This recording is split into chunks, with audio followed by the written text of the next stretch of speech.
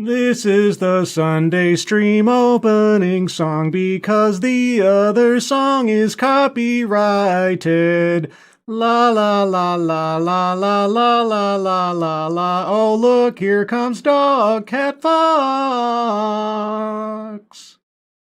Hi, Sky.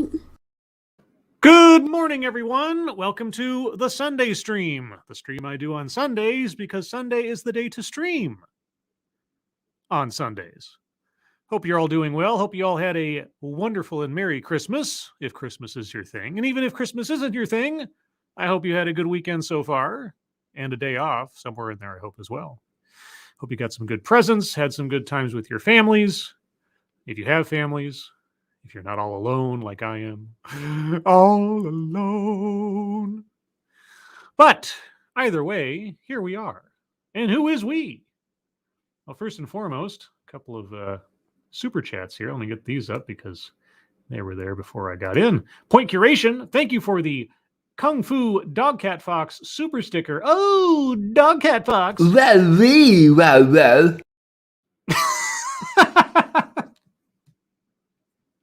That's it. That's the first time I used that one. That just cracks me up. Tailed feature. Oh, thank you, Tailed. That's going down in history. And thank you, Hell Triangle. Is today going to be another reason to homeschool my kid? Hey, Scribe, will you ever cover any James Lindsay? I don't know what I'd cover about James Lindsay. Not in 100% terms, but a lot of things that he advocates for, I generally agree with. So I don't know that I'd have anything to say that he doesn't say for himself. I follow him on Twitter. Because I think it was recommended to me by Tailed Feature actually because of his participation in the fake academic papers that he and others submitted for peer review and got through, that kind of thing. So yeah, I don't know what I'd cover exactly given the tempo of my channel, but yeah, I know of him and I follow him. But that aside, who's here?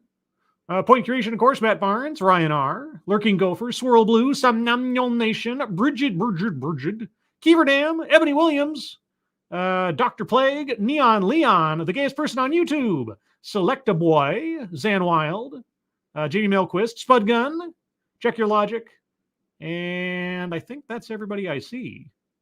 If I missed you, I apologize. But what do we have on deck today? Well, I thought just for fun, because there's so much out there right now, I'd do a little medley, a little what Italian wedding? What do you call it? You mix things together. So I've got 3 videos, 2 relatively short ones, and then one lengthier one. Let's say, in all, they constitute of around just over 34 minutes worth of video. And as the title up there in the corner can tell you, these are the topics we'll be covering. Equity coaching, equitable and culturally responsive schools or school districts, I think. And lastly, an intro to social justice math. Now, I'm not quite sure what we're going to see in the first 2, but I have a prediction about what we're going to see in the third one, because I have been exposed, so to speak, to social justice math in the past. And when social justice math is invoked, this is what I imagine we'll see. And I'll be happy if I'm wrong and learn something new.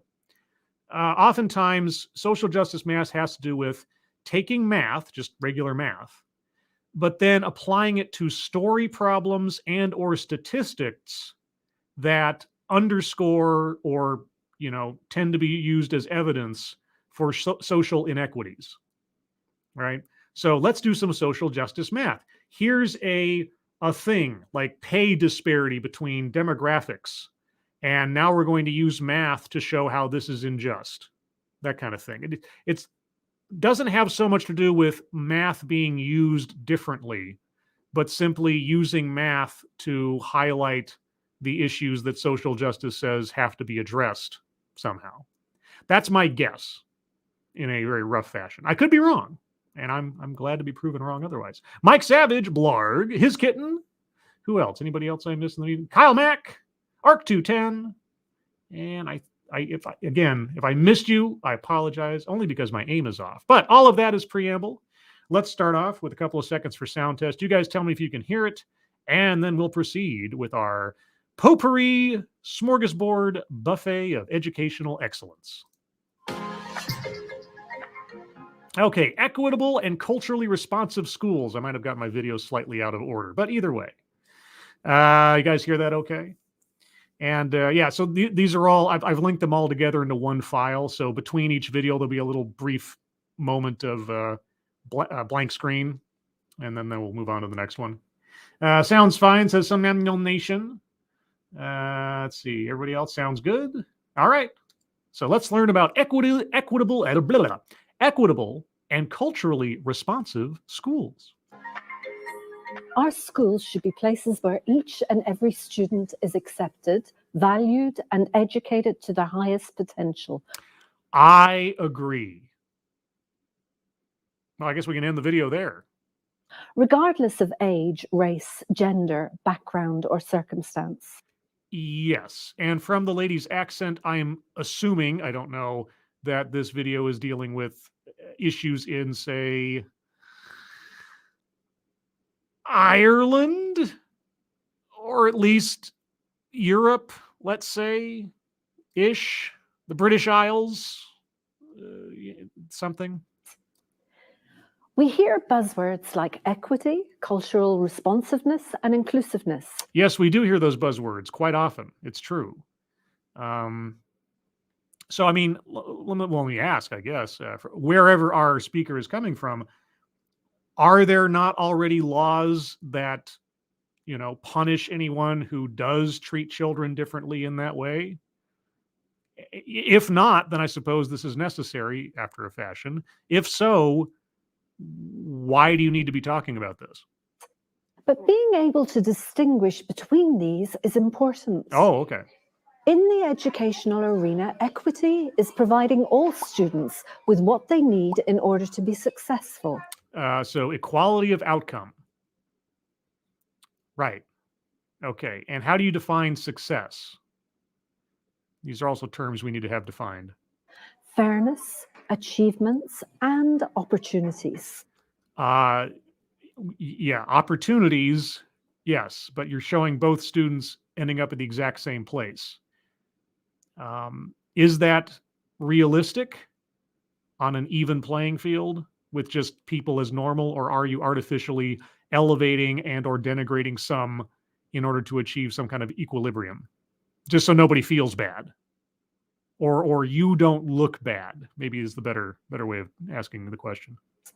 Cultural responsiveness, on the other hand, is the way a teacher or student perceives and responds to differences. So that difference is valued, engaged with, adapted to, and institutionalized. Okay. Well, when I was growing up, and I realized this is a zillion years ago, we did have things like, what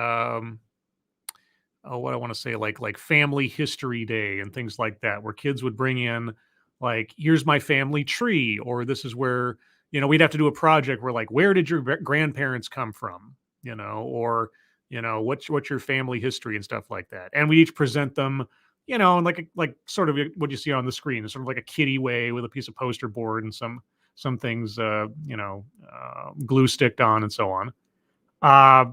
But that was just sort of to, expand kids' minds a little bit, have them find out about different things about their history or their family's history they didn't know. Okay. What is the teacher supposed to do with that? Okay, like in the example here, if a teacher finds out, just, I suppose, just accidentally or otherwise, that a student has a cultural attachment to China. Okay. I also like the fact that Chinese is spelled incorrectly at the top of that. What kind of school are we in? But anyway, what's the teacher supposed to do after that? What actions into the curriculum is the teacher supposed to take in response to that child's personal background? How do you make a curriculum based around all of the potentially disparate differences in a child's cultural background or attachments to make sure everybody's happy? I doubt we'll find out, but maybe we will. Involve school leadership. Yes, if you can get the administration involved in your potentially legally questionable activities, well, then you spread around the liability quite a bit. Our role as leaders is to shape and support a vision that is all-inclusive, so that our entire school community is focused on the success of every child, no matter the needs. No matter the needs. Okay. We can involve our leadership team in group discussions to assess our school's strengths and areas of growth, so that every child has a champion. Every child has a... Where are the parents in? Holy... What? What? Brett? Holy cats. Brett?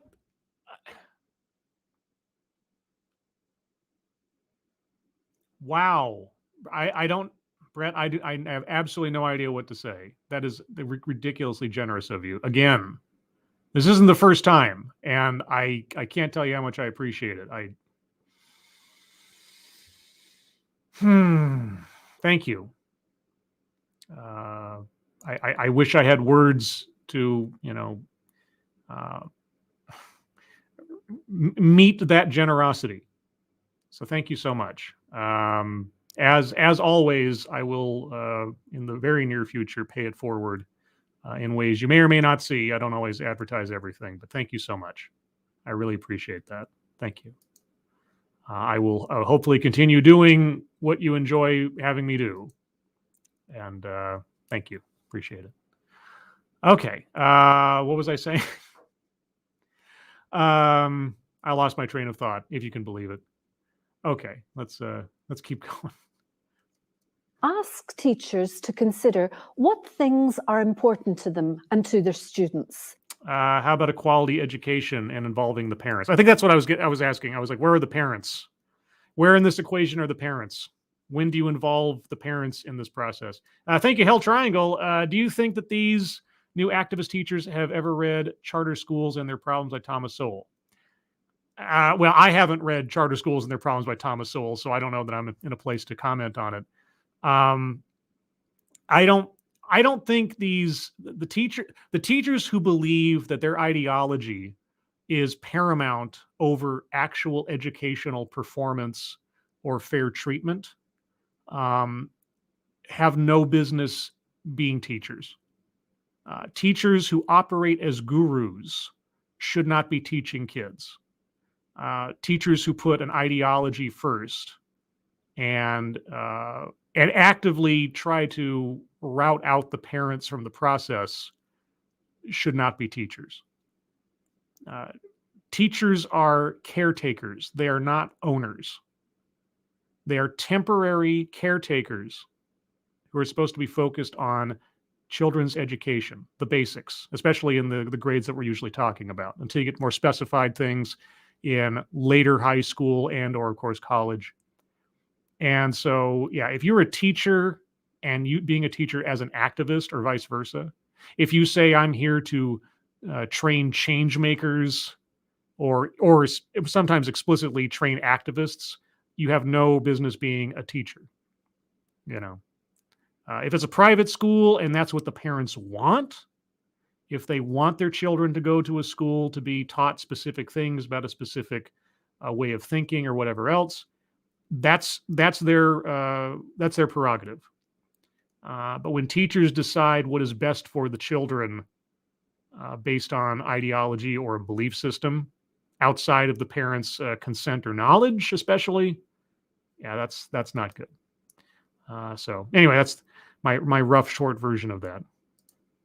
Use this feedback to adjust any school-wide practices in regards to establishing stronger teacher-student relationships. Like what? Give me an example. Anything I can sink my teeth into. So far, it's all been abstracts. It's all sounded fine. Yes, we want to teach. We want to treat each child equally. We want them to have the excellence of education and so on. Okay. Why do you need to say this? What is going on? What are the problems that you are seeing that is inspiring you to have to say this? And then what exactly are the solutions you're proposing? Like specifically? and responding to the diversity of our populations. How do you respond to the diversity? What does that look like? Yes, in the middle schools, we have a middle school concept, and that means that teachers work on teams, and those teachers share the same students in the school schedule. Yeah, I had that in junior high. I basically I was part of an experiment, if you can believe it, in junior high, and what they did was there was one class of kids. I mean, they tried this with a couple of groups, but like I was with the same kids every day, and our class would just move from teacher to teacher instead of like in the regular junior high or high school situation where, from class to class and teacher to teacher, you'd be in a different classroom with a bunch of different kids and everybody just kind of mix them up. They moved our class. We were a set group of kids, and we'd move between each of these teachers who were all part of the same experiment, working in concert with one another for some kind of, shared learning experience, whatever the heck you want to call it. So I have done that myself before. I have been part of that. It wasn't something I elected to do. I was just kind of put in that group, and I was part of that tryout. Looking back on it, I'm not quite sure what the purpose was. I don't have clear memories if I was being pushed on any kind of ideological thing, but this is a long time ago. This is like back in the early 90s. So, yeah. But they get together as a team and they discuss, academic issues, whether somebody's having problems learning or new ways of presenting something. Yeah, I think that was part of it too, is that with this focused group of kids amongst all these teachers, so all the teachers knew all the same kids every day, they could exchange notes on who's doing what to watch out for. I think it was a more focused sort of learning environment in that way. Now, I can't recall this far outside of it now whether I experienced any benefit from it as compared to regular classes and things like that. So, yeah, but anyway, I'm just as a note, I've been through something similar to this before. It's difficult for me to tell its value, though. They discuss behavioral issues so that teachers can teach each other and discuss the topics and how they're going to go about incorporating that into their curricula, and also any type of activities. Okay, well, fine. What does that have to do with diversity, equity, inclusion, and so on? I mean, it is a different way of doing it from your normal junior high school situation, where instead of just mixing up the kids and the teachers just teaching the subject and not really keeping an eye on a specific group of kids, yeah, it is a more team focused on the teacher's side of monitoring kids from class to class and strength to strength. Okay, I could see some benefit in that, but what does any of that have to do with diversity or culture or equity? Imagine a school environment where all students' learning needs are met. Okay, that's pretty easy because I think I've been in that environment most of my school life. So, yeah. I mean, absolutely perfect needs are met? No, you're never going to be able to reach that because every kid is different. And if you have a kid or kids who are dramatically different from other kids because of learning disabilities or something else, well, you're going to have to provide them a different environment. So, okay, I can imagine quite a bit. What are you talking about? Where the supports and the conditions offered are just right. Just right for what? Where are the parents? Where do kids spend most of their time? At home. Okay. What is the other part of an educational experience for a child? At home. The hour or two a day a kid is going to be in your classroom, if we're talking about switching them up in junior high or otherwise, is just that, an hour or two. Where are the parents? As the instructional leader, we can examine school-wide practices and identify different supports to make it possible for all students to thrive and be successful. Such as? Spend one day shadowing a student at school. 1 day shadowing a student at school. Okay, well, let's see. How many kids are in your average classroom these days? I have no idea. But back in my day, you had maybe something like, I'll just take a stab in the dark, 30 kids. Okay, so at once, 1 day out of every month, you have to spend with each kid. Okay, that might be conceivable. But what does it mean to shadow them? How much time do I have to dedicate when I'm actually teaching other kids? What does that mean? Debrief the shadowing experience to determine areas of improvement and target those school-wide with a specific plan of action. What? Okay, maybe I'm just misunderstanding. Like, I shadow a kid. This one kid is a specific kid with specific needs, issues, life, etc. How long am I shadowing them throughout my day? What does it mean to shadow them? What is that supposed to tell me about anybody else in the school? I mean, if I'm just doing a survey of feedback, maybe I'm missing something. Thank you, Keeverdam. Will you pin Angry Illinoisans Go Funny? Oh, yes. Sorry. Yes, I will do that.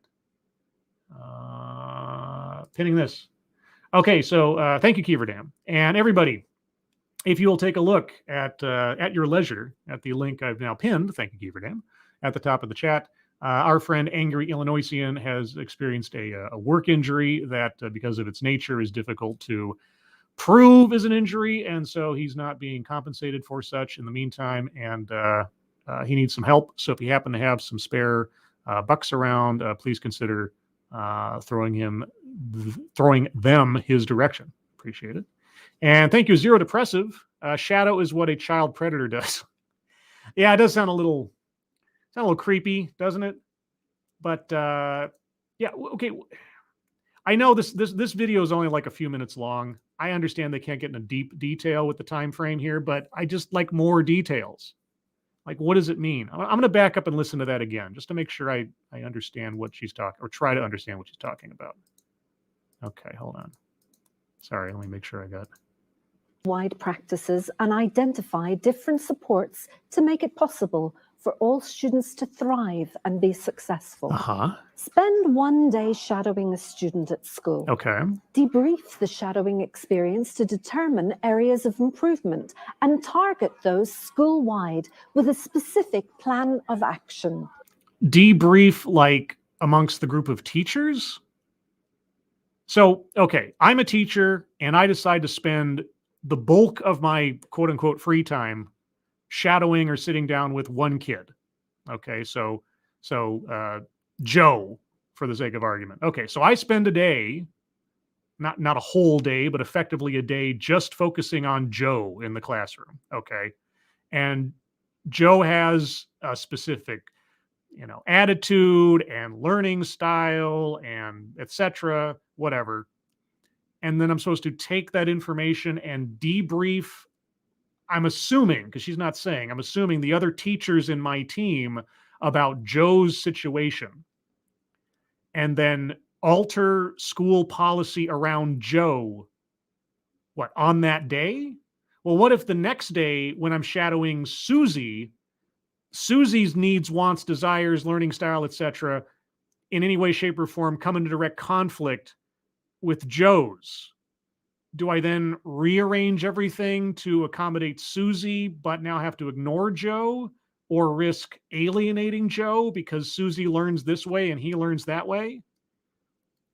I don't know what you mean by this. What are you talking about?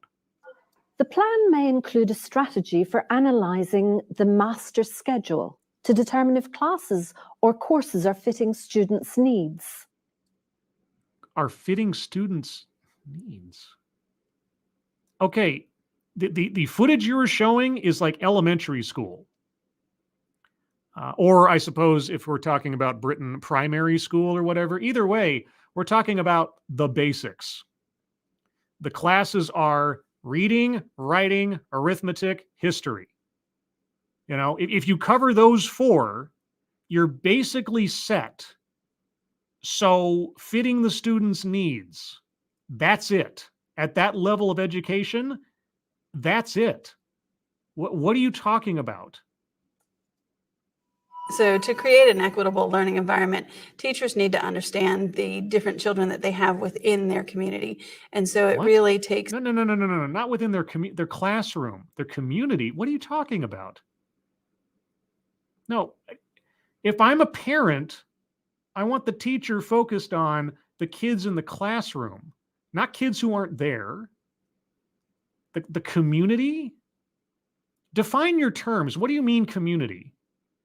Do you mean like the student body in the school, or you? Okay, you're a principal. Okay. Understand the different children that they have within their community.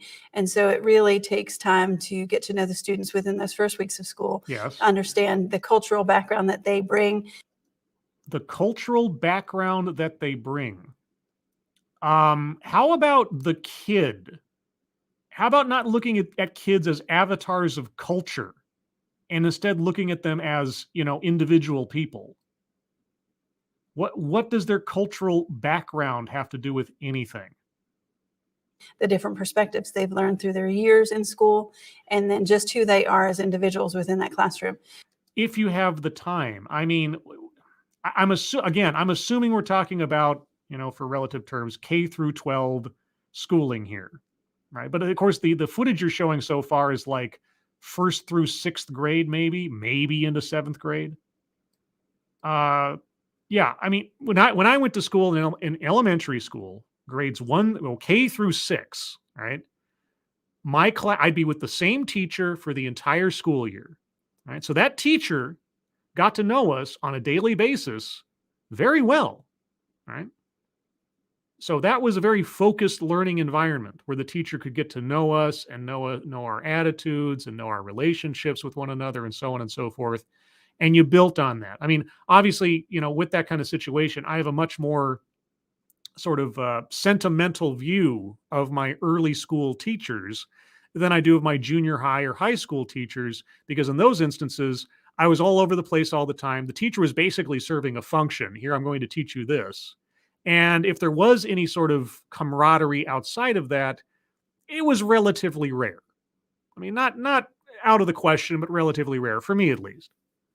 I don't remember, and again, maybe I'm just goofy. I don't remember in my elementary school years, except for on those instances where we did a project talking about our family or, doing family research. I remember one time I was tasked with contacting a family elder and asking them about their growing up. Right? That was about as accurate as they could go, not knowing every kid's family history or, relationships with family members and so on. And so I called up my grandmother and I asked her about growing up. And she gave me chapter and verse about, well, I mean, in some instances, it's not funny at all. She gave me a whole laydown of the Depression, the Great Depression, the Dust Bowl she lived through. But then the icing on the cake was her going off on a rant about how much she still despised FDR. It was something. It was something to be on the phone with grandma and her giving me the laydown of what she thought of FDR. And she was not a happy lady. Thank you, Sarah Depressive. For example, my white 6-year-old cousin really likes rap and hip hop. So he represents the Black community because he comes with that background, right? Again, and let's say, just for the sake of argument, let's say it's absolutely correct. You got a kid coming in who just that's their style. Okay, so what do you do with that kid? What does that kid's interests and background do to shaping your curriculum or how you treat that kid? That's what I'd like to know. Okay, you have all these culturally diverse students, and then what? How does that make you alter the curriculum to teach them how to read, how to write, how to do math, how to learn about history? Like, what does any of that tell you about how you're going to teach that material? Instead of how does each individual student behave, absent their culture? What does their culture determine about their learning ability? So being able to build that culturally responsive classroom, the teacher needs to make sure that the materials that he or she is presenting to the students shows pictures of those students within the work that they're seeing. pictures. That is, correct me if I'm wrong, that is the first detailed active example of part of the curriculum a teacher can instill as a culturally responsive. Okay, so it is about appearance. And are you talking about like the kids themselves or just people who look like the kids? All right. How much control does the teacher have over the textbooks? Right? Or the content therein? How much control does the teacher have over ensuring what images appear in the course materials?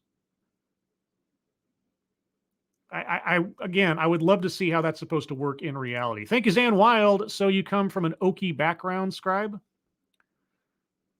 Okie? My grandmother, the Dust Bowl. Well, my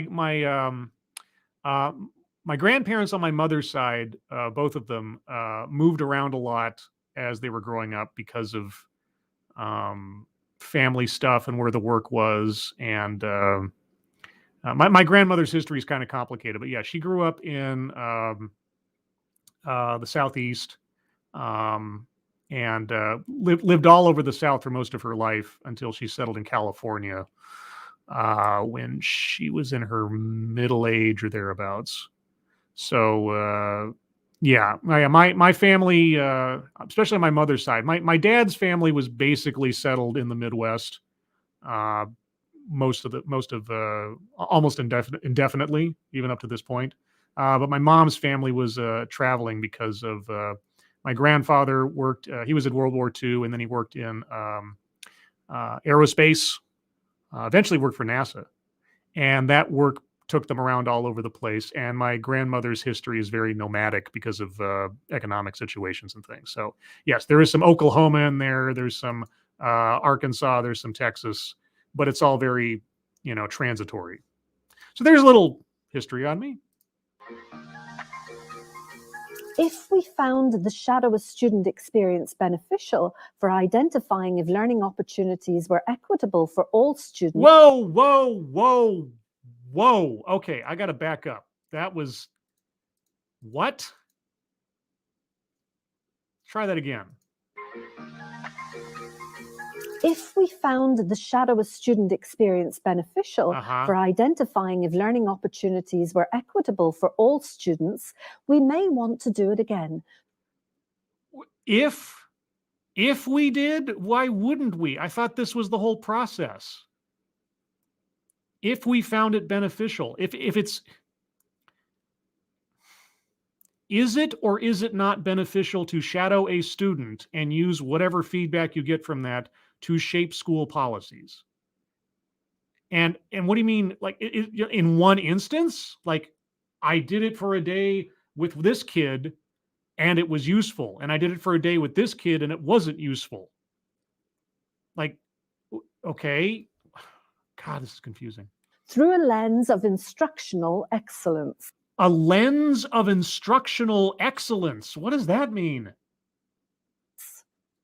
Ask ourselves, are all students learning or are they just doing school?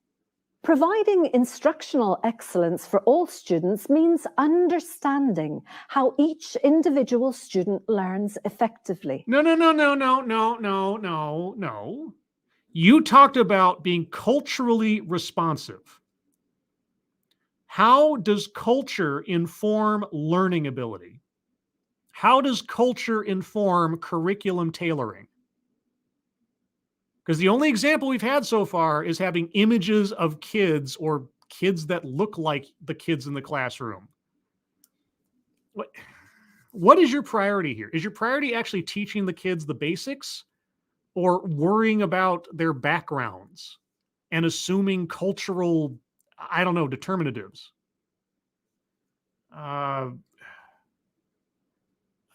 Okay.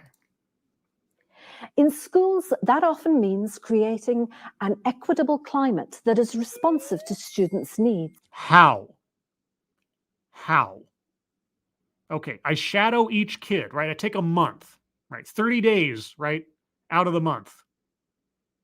or actually, well, school weeks differently. But anyway, about a month. I take about a month's time, and each day I focus on a different kid, and I take notes on that kid's needs or styles or whatever else. Okay. And at the end of the month, I take all that stuff, put it together, and say to myself, where do I see common areas that need focus? Right? All right. This is how I would do it. I'd be very methodical about it. I'd see where do I see crossovers in what these kids either know or don't know, can do, can't do kind of well, do very, very well, etc. Okay. And after doing that, I would make a plan. Okay, well, that means I need to focus on this, and this kid needs this, and this kid needs that. Yeah. Okay. You do your best as a teacher, which is an insane job, to try to accommodate the classroom as a whole and those students that need specific attention or a little nudging here and there, etc. Okay. Now, I've never been a teacher professionally, but just in my mind and what I remember my teachers doing, that seems like the basics. What does an equitable climate look like? What exactly do you do there? As the instructional leader, we are constantly examining the instructional practices in our building. In our building? Okay. Yeah, I suppose if you're the principal or something. Okay. And? To ensure a responsive instructional model. What is a responsive instructional model? You're throwing out all these terms and I have no idea what you're talking about. From the feedback we gather, we can determine areas of improvement and target them with a specific plan of action. Yes! What? Is that supposed to be some kind of revelation? What does any of this have to do with a kid's cultural background? What does any of it have to do with anything other than focusing on the individual students as individuals, not as cultural avatars, and figuring out how best to run the classroom for that class? I mean, that's all fine and good, but I'm still waiting to hear, what does any of this have to do with knowing a kid's background? To complete the process, we can reflect on all of these activities. Oh, you mean like critical reflective practices? Well, we've gone over those before. And our role within them. Yes. Consider what adjustments could be made to ensure our school is a place where each and every student is accepted, valued, and educated to their highest potential. That's it? What? That said nothing about anything. Are you nuts? Okay, I understand it was only like a 5-minute video, but still, what does it... I'm going to be a broken record here. Okay, so the primary question from that video is, what does a kid's cultural background have to say at all about establishing a curriculum for a classroom of individual students? What?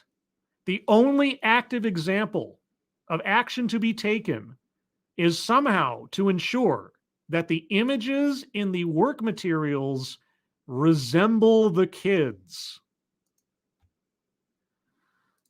Okay, thank you, Zero Depressive. I think it means, quote, how to better explain to every kid, unquote. Well, that's what a teacher has to do. There has to be sort of, excuse me, some baseline boilerplate things that you have to accomplish over the course of the year. But especially in elementary school, you're going to have to understand, and it's, fairly common sense, there are going to be kids that need help with this or help with that, who are best at this or not so good at that. You can also, and my teachers did this all the time, if there was a kid in the class who was really good at math, right, and there was a kid in the class who wasn't that great in math, you would pair those two kids up to sit next to each other, to help each other out and go back and forth. I remember growing up, there was one class where, if you can believe it, my strength was language and writing, okay? My weakness, generally speaking, was math. And there was a kid in the class who was like a human computer, a human calculator, but he was very, very much struggling with his reading and his writing. Okay, so our teacher, put us together, and he helped me with math, and I helped him with his writing. And it was a synergistic, completely beneficial sort of arrangement. And that took pressure off of the teacher because she had some, kids who knew what they were doing to help one another. And that was her being responsive to the needs of the child, effectively. Yeah, okay, that can work. But what does my grandmother's experience in the Dust Bowl or my classmate, gosh, where did his family come from? Poland, I think? What does any of that have to do with how to learn how to do math or write? That's my question. That was a teacher taking advantage of the talents of her students to help one another and further the curriculum and further the students' success. None of it had anything to do with our personal backgrounds. It had to do with our ability, our merit. And that's just one example, but okay. Let's move on to the next one, which I think is going to be about equity coaching. Shan is the PT of Raising Attainment with a focus on well-being and inclusion at Forest Academy in Murray. Okay, I apparently picked videos from, Britain or something. Okay, Sean Finlayson, principal teacher, Forest Academy, Moray Council, whatever that means. And Shan has been part of the Equity for Improvement program, and she's going to talk a little bit about it today. Okay, just a note, you might have noticed the video started very suddenly there. I cut out a bunch of the theme music at the beginning because, as always, I do not know if any of this stuff is copyrighted, and I'm trying to avoid those problems. So I'm going to mute it for a second until whatever intro music is remaining goes by. Okay. Just because YouTube has made me paranoid about that, and I suppose rightfully so, but... A little bit about your project, what it's all about. Okay, so part of my remit was to look at the attendance, which is obviously a really overwhelming title. Spudgun says it's Scotland. Maybe odd up there. Oh yeah, gosh. If I'd known it was Scottish, I should have had Tailed Feature on. He could tell me some stuff, or at least, evaluate their accents. So instead, what we worked with the Northern Alliance to kind of look at a small case study. So we identified 5 different pupils that were sitting around the 40 to 60% of attendance, and looking at key pupils that maybe we could use as a case study on how to improve their attendance. You say people or peoples? This is why I hate Zoom calls and things like this. Okay, so you're trying to figure out how to improve attendance amongst peoples? Overall. Okay, and what was it that you wanted specifically from this project? Yes. Okay, so with these pupils in particular, they tended to be in school, so they weren't kind of out of the building. They were here, but they weren't necessarily attending classes.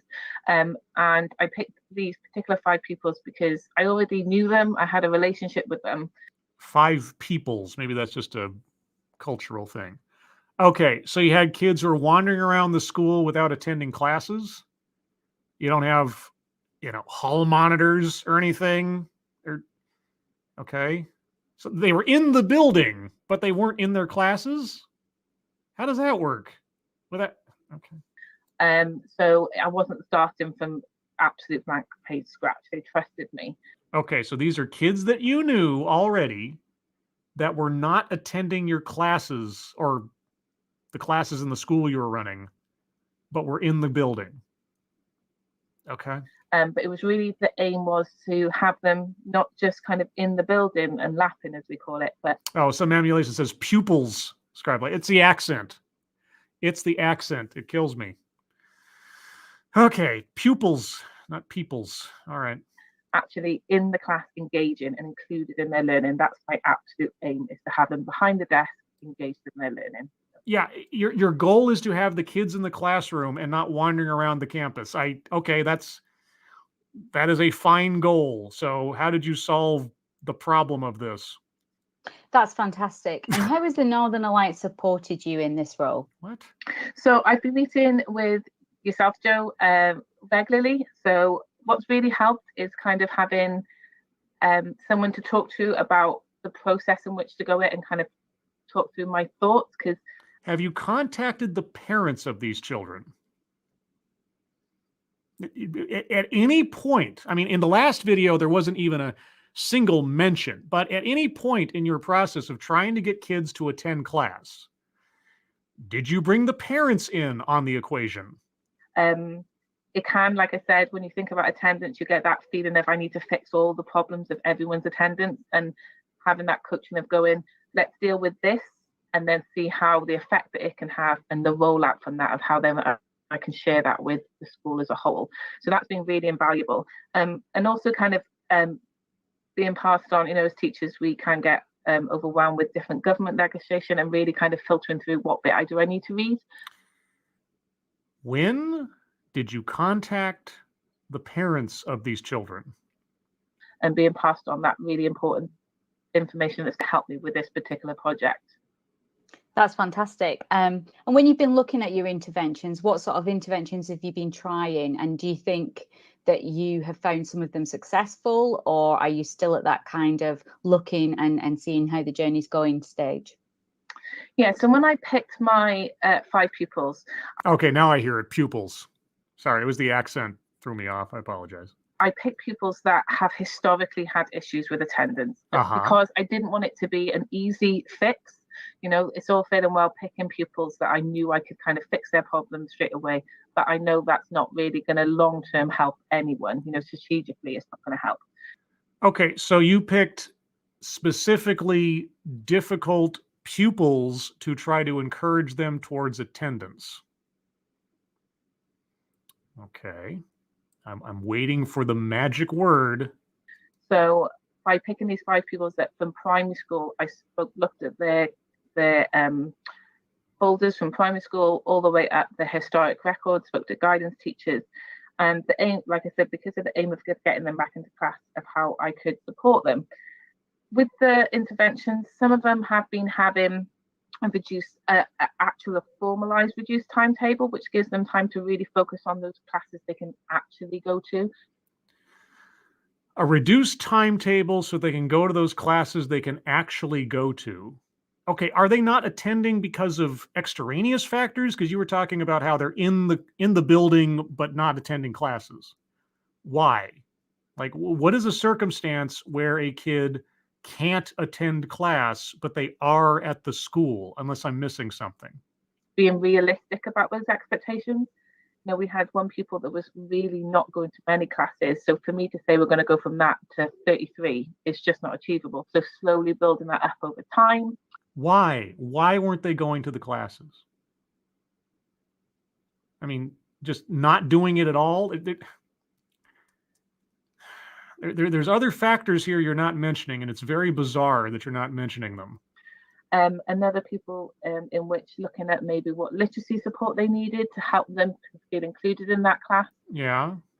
Another thing that we've been doing is really working on kind of the relational practice. So, I have one pupil that she's had a very difficult upbringing, and those basic skills that she just needs someone to trust her before she steps foot in that classroom. So I'm there as kind of that extra person. And that's where I feel like the Northern Alliance has really helped, because I do a lot of that relationship work with my pupils as part of my practice. I forget how important it is. I kind of get swamped by data and think I have to prove it and have it written in a spreadsheet. Yeah, looking at your kids as data points is probably not a healthy way to go about it. Where are the parents? But being reminded that actually that conversation that day with that pupil has made a huge difference to them attending their classes. And another thing that I've been working with the Northern Alliance is cost of the school day as well. So, and that's actually fed into my attainment. So thinking about those barriers that are stopping that pupil from attending class, things like if they got a set of pens ready for them, so checking in with them. Okay, but between the Zoom call and the accent, I'm missing several words and key points here. So if you understand something I'm not, and there should be something I should be saying something to here, it's probably because I'm just missing it in the cloud of it all. What I've been doing is initially I monitored them. I didn't do anything. I just monitored them. I said to them, I'm going to watch you. Now, okay. Hey, kids. Okay. You 5 kids. Okay. Just so you know, I'm going to watch you. Now just act normally. And Yeah, Ryan R., a set of pens? Is that what she said? I thought that's what she said, but I wasn't sure. I thought that sounded so ridiculous. I must be missing something in the translation and or the Zoom call. Like giving a kid a set of pens? Is that it? Or is it something else? Like that's what I heard, but I wasn't sure. And if that's what she said, I'm bewildered. made a kind of a diary of what lessons they were attending, what lessons they weren't, things like that. And then we looked at those triggers. So we realized that one pupil, she never turned up to period 7. She found the end of the day really tough. She found the end of the day really tough. Okay. Did you try, I don't know, any negative reinforcement, like detention, letters home to their parents? So how could we do that? So then we had kind of a cool down session at the end of the day. So that a cool down session. So you humored the kid's behavior rather than trying to correct it. Maybe I'm just being heartless here or something. Without knowing the details of why this kid was having some kind of traumatic end of day situation every day, I don't know. But okay, so you humored her quote unquote inability to attend later day classes. That really helped. And now we're slowly getting her back into class. Slowly getting her back into class. Okay, well, how many days of class is she permitted to miss? How much leeway do you give her? Do you give her any kind of special, I don't know, compensatory considerations for her absence when it comes down to the final grades? Do you give her a pass on her lack of attendance as compared to the other kids who showed up every day? Game this out for me. And I know I'm not going to have it happen, but I would love it. I'd love to have it gamed out for me, how this is supposed to work. And I'm still not hearing the magic word. The biggest issue at the moment is we're so close to Christmas. Some of these pupils are struggling because Christmas is a really difficult time. Why is Christmas a really difficult time? Why? Even a hypothetical, without giving me some kid's personal details or something, that's fine. But just give me something to explain why any of this is the way you're going. So I'm not quite at the point yet of evaluating it, of its success. You're not at the point of evaluating its success. Well, let me ask you, are the kids in their classrooms when they're supposed to be? If the answer is no, then whatever you're doing isn't working. I'm still kind of working on those interventions. So I had a meeting today with one of those pupils' families. You talked to the family? Okay, well, hey, I was losing hope there for a second. So what did you talk to the family about? And kudos for finally getting around to the parents. Of how in the January we can again improve her attendance. So we're not quite there yet, but I'm definitely seeing small improvements that are happening, and knowing that I'm an extra person that's watching their attendance, I think, is having an impact in itself. Well, don't break your arm patting yourself on the back for seeing small incremental improvements on getting kids to stay in their classrooms. And you're the principal of this school? I don't know. I don't know. Maybe I just come from a different era, but coddling children for not being responsible for their attendance in class doesn't seem to me to be the most effective way of getting things changed. Okay? You are not a parent. You are not a social worker. You are there to ensure the kid is in class. At some point, it is the kid's responsibility to pay attention in class and so on. But you have to have their butt in the seat. And if you're just, wringing your hands over having to be a little harsh to the kid, and not even harsh, but just saying, get in class. You ever see that movie, Stand and Deliver? I've talked about this before. It's sort of one of those example movies of how you hope education actually operates sometimes and how teachers actually operate. Yeah. You think, and I suddenly forget his name. It was just on the top. Played by Edward James Olmos, but I suddenly forget the character's name, who was a real person. You think that teacher would have succeeded if he treated his kids like this? That's fantastic. Is it fantastic? It seems like everything's fantastic. Do you have any questions, any critical analysis of what she said, or, kind of trying to fill in the blanks of what she's not saying? She has no idea if what she's doing is effective. She's talked about small successes, etc. She only mentions talking to a family once. That's all fantastic? All right. Thank you very much. Okay, well, that was that.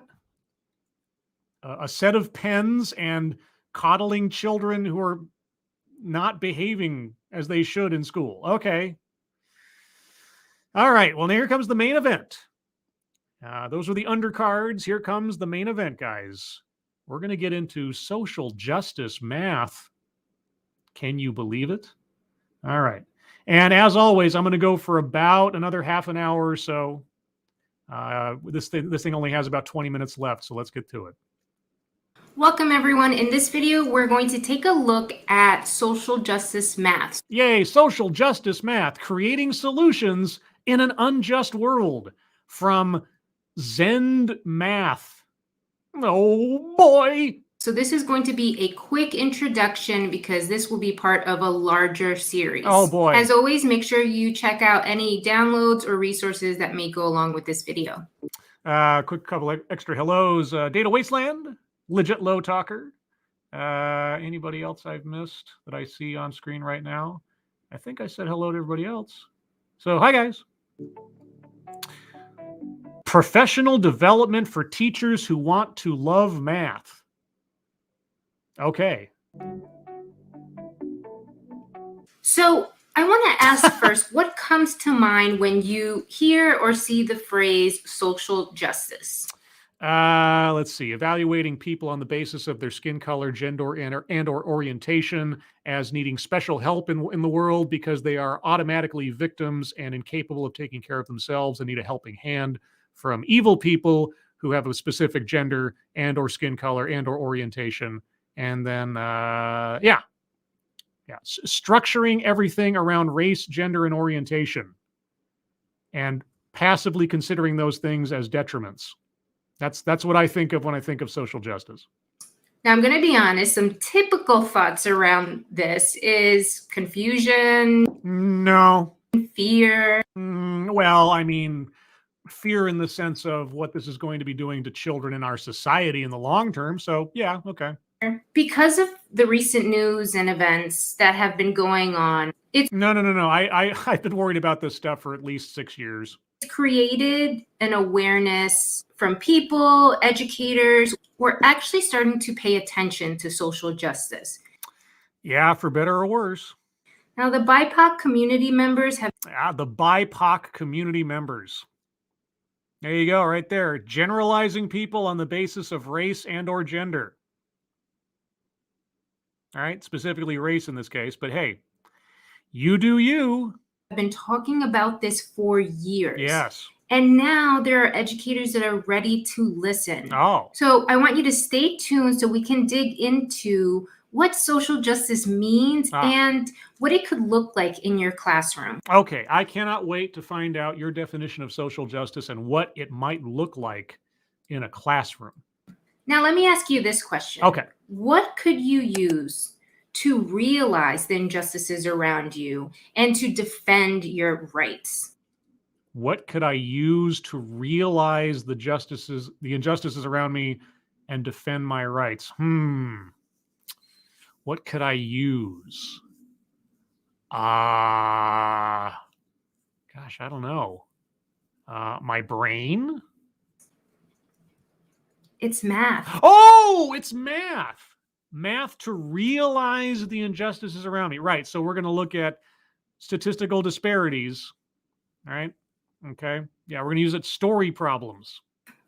Yeah, I know it sounds strange, but math is actually your tool to help make the world a better place. Oh, okay. All right. Well, I can't wait. Now define better place. We accept all other areas as a natural part of our world. Who doesn't accept mathematics as a natural part of our world? You have science up there. What is one of the key components in science? What is science? It is a process of evaluation of things, of reality. And what are you talking about? ELA, science, art, but not math. What? We don't accept math as part of our world. And you have science. Okay. Math is always looked at differently.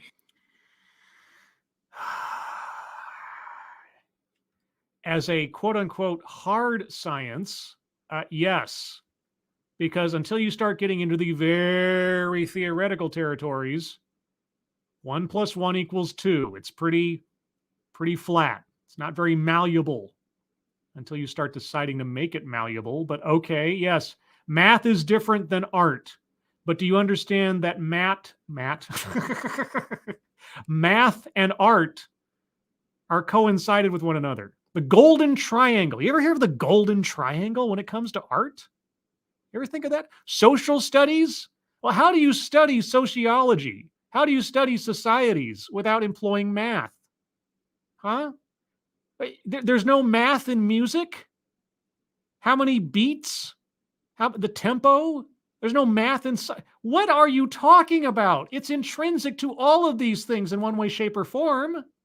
It's always in its own silo, separated from the real world. No, it is not. It is inherent to everything that happens in our world. What are you... What? Okay, this isn't even a TEDx, but I cannot help myself. What? What is that? What the fuck is that? Not even a minute into this thing. Are you nuts? Students, and I'm going to say even adults, are guilty of thinking, when am I ever going to use this?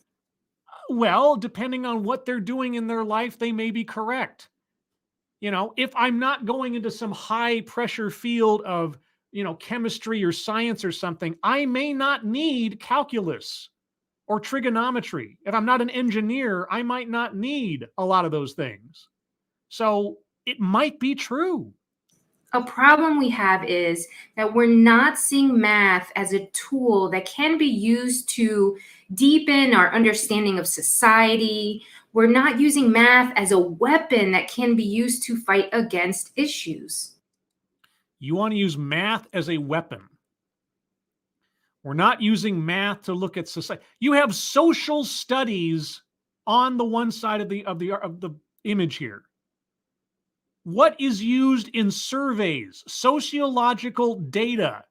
What is employed there? It's called math. You want to use it as a weapon? Okay, well, who are you trying to slay with the numbers? When we focus only on teaching math skills, just like how to compute, when we focus on just math skills, we're creating a disconnect between math and the real world. No, you are not. Because mathematics is fundamental to the world. It's a fundamental. It can be applied in all of the things that you have listed on the other side, and in fact, is necessary in a lot of situations. Okay, well, all right. So just teaching math skills isn't enough. Just teaching how to compute is not enough. Okay, well, what is enough? Here's what happens when schools and classrooms take on social justice math. Students start recognizing the power of mathematics. Students even start deepening their understanding of important social issues. They connect math with their own cultural histories and identities. Students also understand their power as active citizens. And I know this may sound like if it's just for high school, but it's not. Even our little kiddos can actually see the power they have as citizens.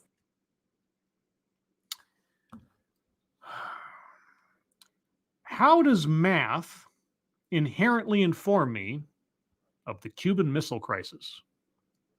How does math inherently inform me about a culture? How does math inform me about being a citizen of China when I'm actually a citizen of the United States? What does any of this have to do with anything? You're not talking about math. You're talking about pushing forward studies and statistics that underscore your ideology that just happen to involve numbers. You are not talking about math. Social justice is not just about learning about issues, but it's also about action. And no matter what age you are, you can take action. It just looks a little bit different. Math and social justice are not necessary for one another. Math can exist without social justice. If you are injecting a political or social ideology in how you present math, you are doing that. It's got nothing to do with math. Thank you, Corey Suzuki. Okay, German kids, do the math. Calculate how many Jews died in the Holocaust. Yeah. You're not creating a new form of math. Social justice math, you're talking about using math as a delivery mechanism for an ideology. That's all you're talking about. That's all you are talking about. You could say that there's, well, tell me about, communistic math, right? Or fascist math, or capitalist math, right? Or Catholic math. Like, what? It's got nothing to do with math, if you didn't already know. And through social justice math, students become more motivated to actually learn important mathematics. No. I mean, we're basically telling them, hey, this helps you understand your own life and those around you. Or the life that you are putting upon them in your ideology and your preaching. And helps you make the community, the world better. By whose evaluation? That is motivating. I mean, look at Gen Z kids, right? Do I want to? Gen Z kids are going crazy with their protests and so on. They're motivated. Yeah, and who is pushing them to that craziness, might I ask? Who is encouraging them to that craziness? You're the one with Greta Thunberg on the cover of your picture here. Who is ushering them toward that way of thinking? How is social justice not making those Gen Z kids crazy? And if you don't believe me, look at what Greta Thunberg has done. Oh. We need to create more meaningful experiences for our students. What has Greta Thunberg done? Oh, what will be a proxy for her parents' ideology and being put forward as a child that nobody can attack, or else you're attacking a child? Being used as a product for a Hulu documentary and millions of dollars, and encouraging kids to skip school? Yeah, look at what Greta Thunberg's done. Look at all the change that has occurred because of Greta Thunberg. Wow. And there are several ways that we can do that. I want us to dig into this framework. Okay. This is the Equity-Driven Mathematics Teaching Framework. The Equity-Driven Mathematics Teaching Framework. EDMTF. Okay. This framework is important for teachers to be aware of. Oh. Let's go through each section. Now we Scribe Light, did you see that super? Did I miss something? Oh,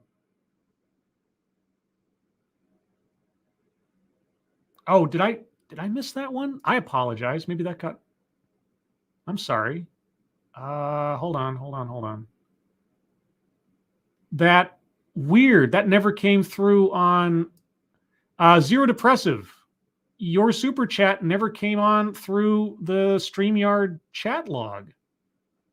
I'm sorry. I'll read it. Zero Depressive, I think it means how to better explain to every kid. And I don't have the context for that. I apologize. No, I'm looking through the log. That did not show up anywhere on the StreamYard chat log. It didn't register. I don't know why. My apologies for that. Sorry. He's talking about Brett's. Brett's? Okay. StreamYard might be doing me a disservice right now. I got Zan Wild. Brett's. Did I miss something? Oh, Data. Yes, Data. I did see. Yes, I did see Brett's donation. Yes, I did.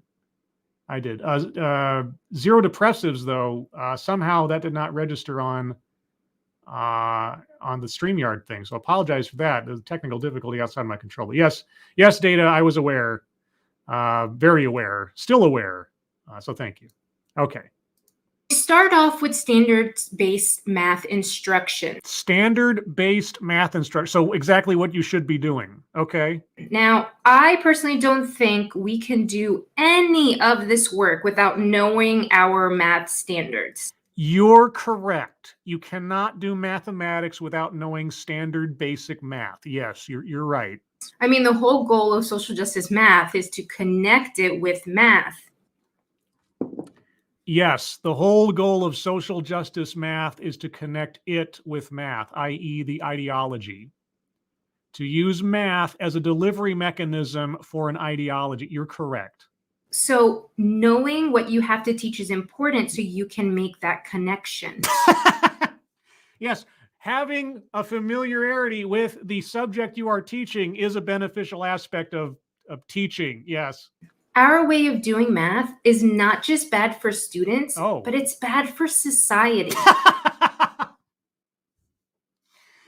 Okay, well, what method of doing math is bad for society that represents a giant steaming pile of poo? This surface level understanding doesn't help anyone. Surface level understanding. What are you talking about? The basics is a surface level understanding? What is under the surface? I mean, what does it connect to? What does it connect to? Well, if I have 5 apples and Jimmy takes 2, how many apples do I have left? It's a silo. What? Now, I know everyone hates the term college and career ready. And I honestly think that if they branded that different, it wouldn't get such a bad rep. I don't know that I've ever heard that phrase before, but maybe that's a teacher's thing. But if you really think about it, all these national standards, all they wanted to ensure was that students can do some problem solving and some critical thinking. Yes, some basic mathematics that can be applied all over the place in the real world. Yes. And not to a particular ideology, unless you are an ideologue pushing kids to be indoctrinated rather than educated, which is what this is sounding like. That was always the end goal. So if standards-based math instruction has to be our basis, right? Our foundation. Yes, basic mathematics has to be your foundation for mathematics. What would you do otherwise? In a perfect world, pie in the sky, pipe dream, what would you prefer be the basis of mathematics? We have to make sure that we understand it. Yes. It's more than just knowing what topic we have to teach. Oh, okay, I have to teach arrays right now. It's more than that. What? We have to make sure that we, as educators, understand how the brain learns math. What? We have, as educators, to understand the big ideas that we're trying to get across. The big ideas. Are we still? I'm assuming. I don't know. Are we in K through 12 education here? Are we in the basics? How many degrees does a teacher need to have teach math? They have to have a degree in neuroscience or something? The progressions in which math concepts grow. We have to make sure that we're aware of the mathematical practices that there are. What do mathematicians do? Well, I don't know. If you're teaching...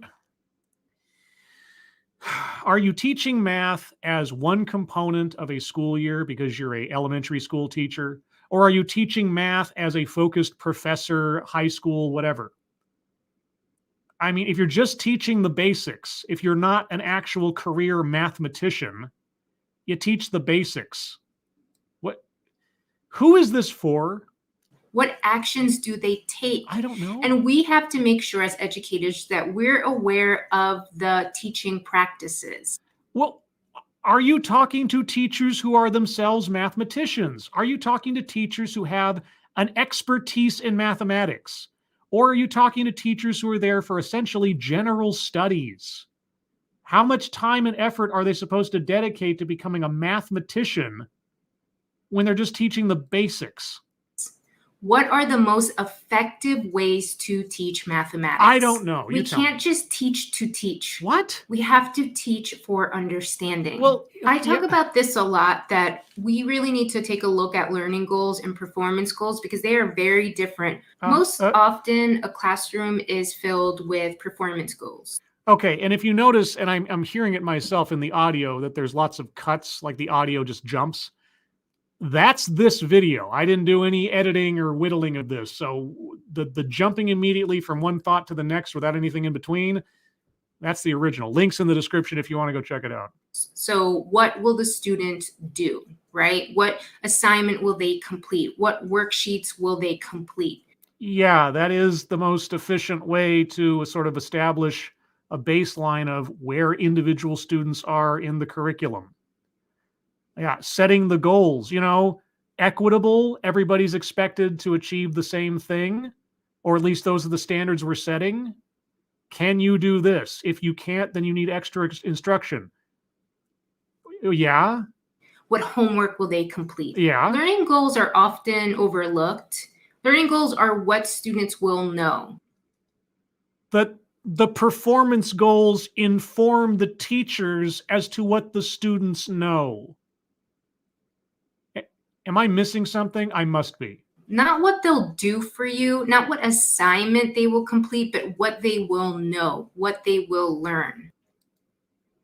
Either they've learned in the classroom the information necessary to successfully complete the assignment, or they haven't.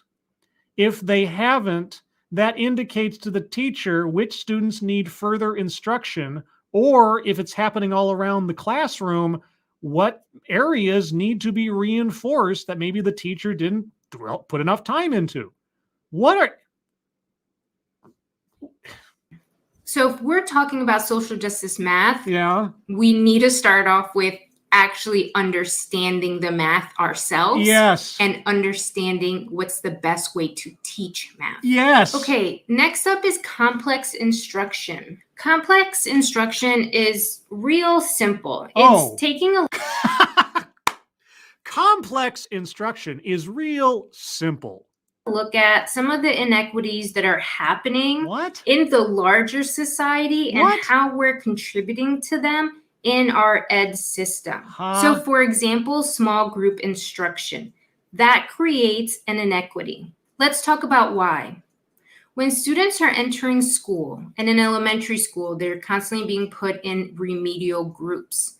There's not much growth that they can do because they're given watered down curriculum.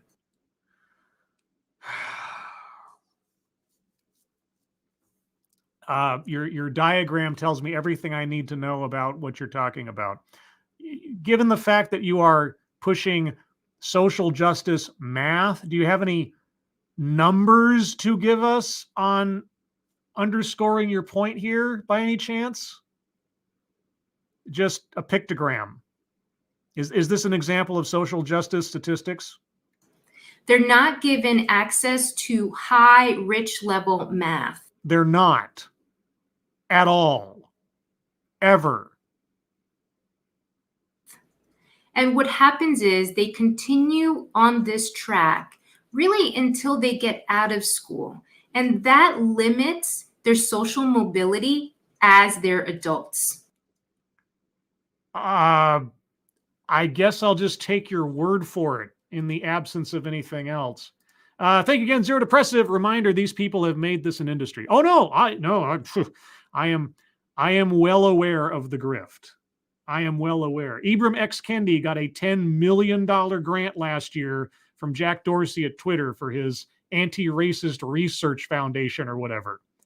Oh, man, there is so much money in this right now. If you can hang out a shingle and say you are a social justice consultant for businesses, you have got it made. As long as you can sound like you know what you're talking about. I mean, at the end of the day, it means that they just have fewer opportunities to learn. Based on what evidence? I can believe that if someone comes out of high school with remedial mathematics skills, that will negatively impact their opportunities going forward. I can believe that. Okay. How big of a problem is it? First and foremost. And okay, even if I stipulate to it, even in the absence of any numbers, I look at your little rinky-dink paint diagram and say, okay, you're right. What's your solution? How will social justice math improve this? And on the flip side, our advanced grouping does the opposite. Students enter school, they're placed in these high-level groups, they get this rich instruction along the way. They get advanced courses when they get into high school. They get to apply those to college credit. Whoa. Are you going to comment on the individual merits and or abilities of the students? Why are kids placed in remedial classes? Right? Why are they put into the basics again for the second or third time? Is it because so all you have to do is take all the remedial level kids that you're talking about previously and just put them in the advanced group? That's all you have to do and everything becomes different? Really? That's the solution? Just put the hardest or highest level of expectation in front of all kids and just it'll fix everything? Well, hey, you know what? In a way, I don't disagree. Challenge kids, see what they do. What do you do when the kids can't make it? What do you do with those kids who can't achieve the goals set in the advanced group? What do you do with those kids then? Do you just keep pushing them forward? Or do you have to take a step back and readjust the curriculum to manage their educational pace? And what would you call such classes? And this group actually has an advantage in social mobility in their adulthood. Do they? Because every math nerd I knew in school didn't really have the best social life. But that was back in my day. So we need to ask ourselves as educators, is our instruction accessible to all students? Is it equitable to all students? No, it is not, because not all students learn the same or at the same pace on the same subjects.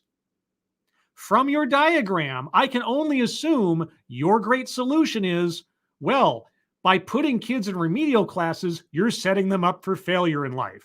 So the answer is just put all kids into advanced classes. Okay, is that what you're saying? You didn't say it out loud, but that was the suggestion. So how does social justice math solve for this problem?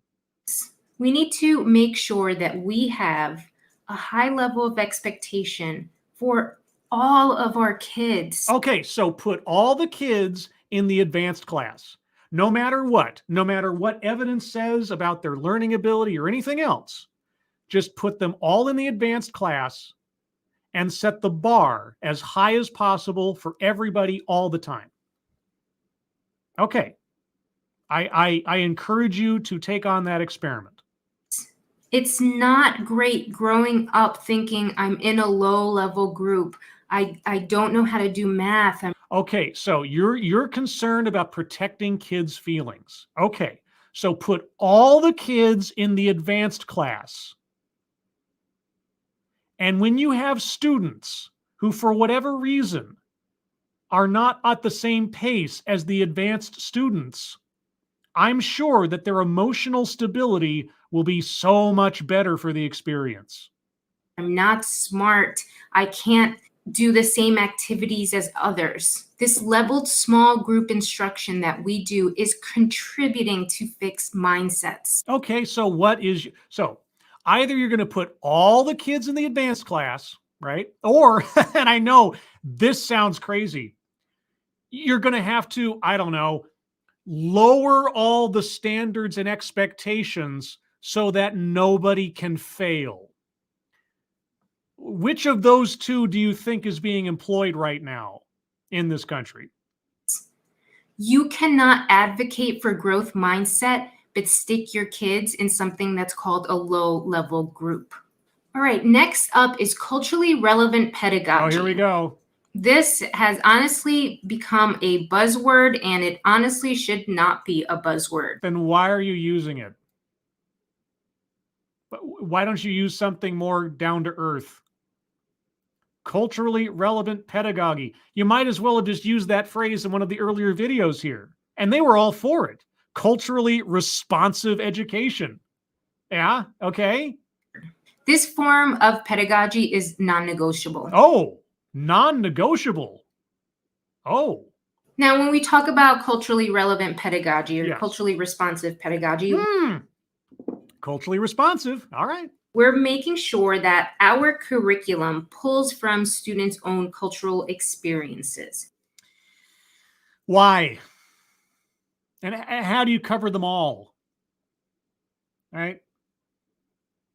And their culture should be viewed as an asset. Okay, so how are you going to represent the Jewish faith in your curriculum? How are you going to represent the Catholic faith in your curriculum? How much of a kid's family's culture do you want to introduce into public schools? Do tell. You know how wonderful it is that students get to bring in some diversity into your classroom? Yeah, because they're a different person than everybody else. Just being themselves without having to focus on things that aren't relevant to the classroom or math. Yeah. It's an asset. And I often hear from white educators who primarily teach white students. Oh. Well, it's not really an issue for me because the majority of my students are white, so I don't really need to concentrate on culturally relevant pedagogy. Well, then all of those teachers, I will, agree are racist if they think that being white means that there's one culture. If you define culture on the basis of skin color, you might be a little bit of a racist. It's true. It's true. So I'll give you that one. 3 white kids in a room, they all have the same culture. Are you sure? Okay, so let's talk about that. Okay. That statement is incorrect. You are correct. That statement is incorrect. Race does not define culture. You are correct. If we have this mindset, how will students actually embrace other cultures, other religions, foods, communication, other literature, music? How will we have a rich and diverse society if we have kept students in a tiny bubble?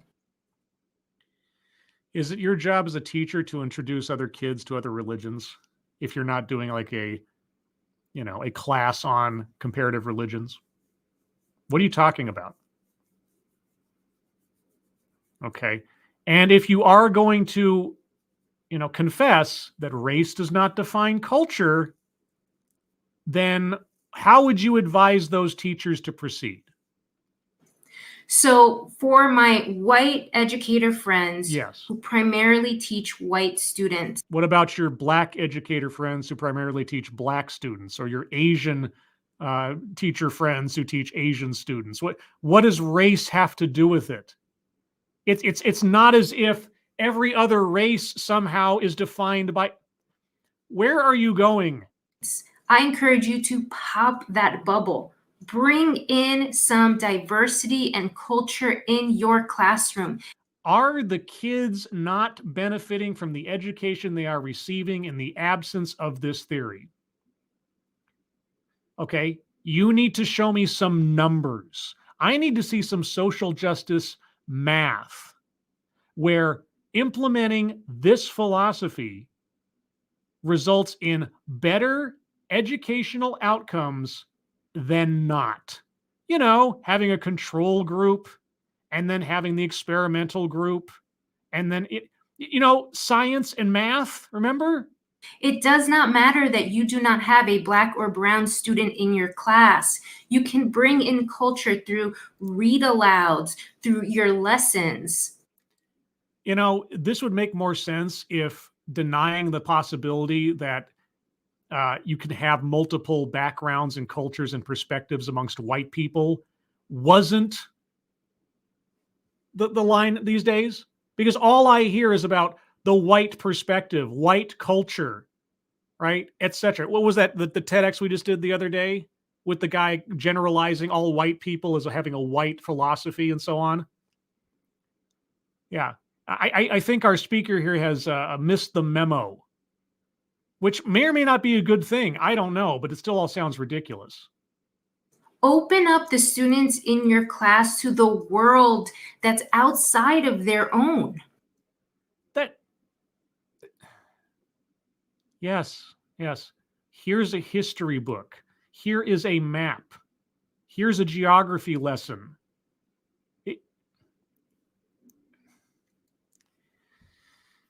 Okay, well, I don't know. In the absence of kids of different colors in the classroom, how would you advise your white friend teachers to do this? Culturally relevant pedagogy is all about cultural competence. I mean, that's an understanding that they need to have. And there are many different levels of culture. So when you incorporate holidays, clothes, foods, things like that, that's very surface level culture. Is it? Foods is very surface level culture. I don't know. Have you ever seen someone take food seriously as a reflection of their culture? Or holidays? You think there are holidays amongst some people that are just surface level examples of their culture? Really? You're just going to dismiss all that stuff as just, that's just, yeah. Literature is surface level. You know, I can think of at least, 3 particular books that say a heck of a lot about certain cultures. And you think that's surface level. Okay. We really want to get into deep culture, right? So if you take a look here at deep culture, that's the way they're viewing themselves and their worldview, the relationships that they have. What is your role as a teacher at school? None of this is any of your business. Beyond the surface level, getting through the day's curriculum and lessons is your focus, I would think. How is any of this your business? And how can you possibly manage to get this deep into the psychology and background of every kid in your class to some point that is at all either effective or relevant to whether or not they can do math or read? I got to stop here. I'm starting to get angry. At this video. This is so ridiculous to me.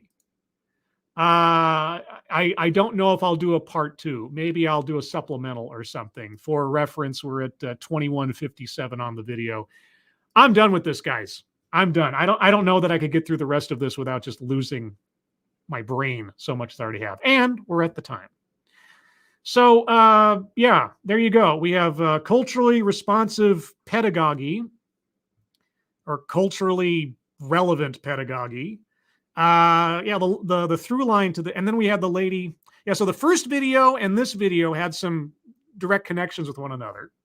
And the middle video had nothing to do with anything, but just like a very weird way of how to encourage kids to attend classes, which she didn't even know if it was effective. I'm gonna wager it's not. I'm just gonna make that bet. But there you go. 3 different groups, communities, jurisdictions of education, or various in the first one, depending on the accents, all dealing with kids as potential activists, never, if ever, mentioning parental involvement and talking in big, high terms without telling us exactly how you would instill these things in kids. There you go. So, yeah, I'm going to call it here because I got other things to do today, or technically, and my brain can't handle more.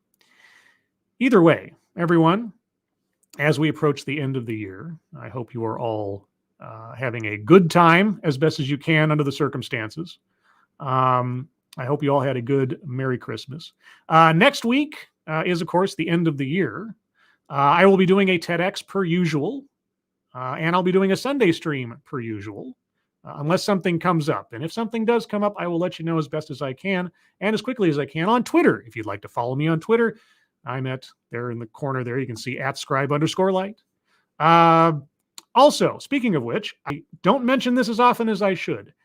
If you share my stuff, whatever it is, particularly on Twitter, please be sure to tag me in your tweet so that I know that you have done so I can thank you personally, because I really do appreciate it. And I would recommend you do that for any other content creator on YouTube or elsewise that you appreciate, that you share your stuff out with, that you tag them, you let them know that you did, because they will appreciate it too. And with that, everybody, thank you so much for attending. Moderators, thank you for keeping an eye on things, even though everyone here is so well behaved, you have very little to do. Everybody who donated, thank you so much. Like I say, I don't know what to say. Your generosity bowls me over, both personally and to everybody else that I see you guys helping out, whether it's with, especially look at the GoFundMe up in the top of the chat. If you can, please help out Angry Illinoisian. He appreciates it. And with so many other people in the past. I don't want to end on a downer note, but on the off chance, because I know that not everybody follows me on Twitter, and many of you are veterans of Lords of the Night. I have the sad news to report that on November 9th of this year, Sean Oolie passed away. If you remember Sean Oolie from Lords of the Night and being on the chat and being amongst us for so many months, I don't know the details. All I know is that from complications of his cancer, he passed away. So there is a tribute page to him set up where you can donate and have a tree planted in his name or leave a comment or something. I don't have that on me here, but I will find it and I will put it in the description of this video afterwards for those of you listening in the future. But just wanted to, just on the off chance you're not following on Twitter and didn't know or were curious, as we haven't heard from him in a while. So there's that. Sorry to end on a down note, but it just occurred to me that maybe not everybody heard, and I just wanted to make sure people knew. So with that sad news aside, everybody, thank you so much for joining me. Thank you so much for your generosity. I hope you have a great Christmas. I hope you have a happy new year. I hope you are all safe and well. If you are not well, please get well soon, and I will see you on the next one. Take care, everybody. Bye-bye.